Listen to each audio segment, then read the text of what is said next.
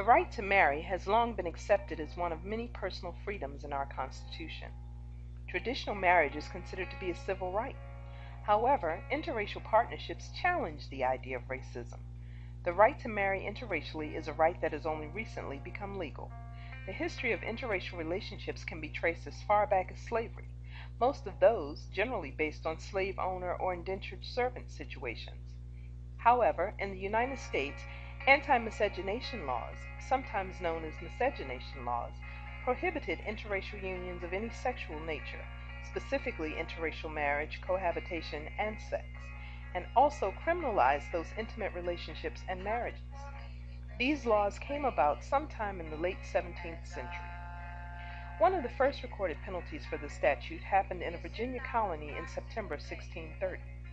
Judicial proceedings from the time indicate that Hugh Davis, a white man, was to be, quote, soundly whipped before an assembly of Negroes and others for abusing himself to the dishonor of God and shame of Christians by defiling his body and laying with a Negro, which fault he is to acknowledge, end quote.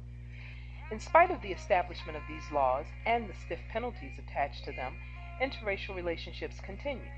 Amidst all of this, several attempts were made to actually strengthen the ban on interracial marriage, even through the use of the Constitution. But these decisions never made it past becoming a bill. The 14th Amendment was generally used to try to support keeping interracial laws in place. The Dred Scott decision was a Supreme Court ruling that determined the right of African Americans to take legal action in federal court. Although the case was not about interracial marriage, the decision affected African Americans in that it declared that African Americans, whether slave or free, were not citizens, and therefore rights of the Constitution did not apply to them. This decision is later regarded as one of the worst decisions ever made by the Supreme Court.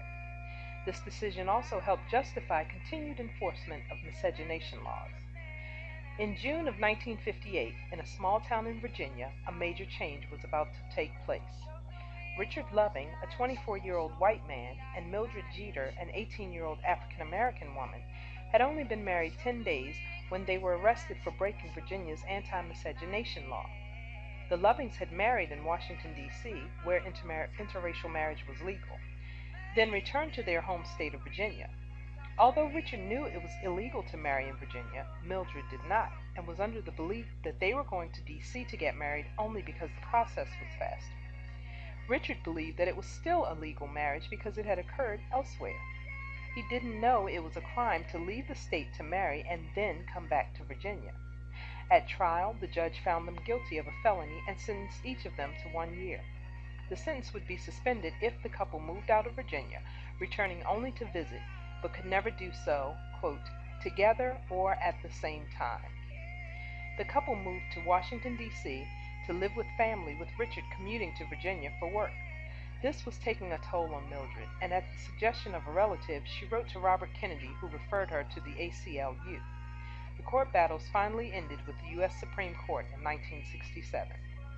Virginia courts had declared that the Lovings marriage violated the state's anti-miscegenation law, as well as the Racial Integrity Act of 1924, which prohibited the marriage of whites and non-whites.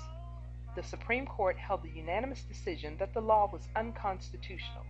This major 1967 ruling brought an end to legal marriage restrictions that had been based on race in the U.S.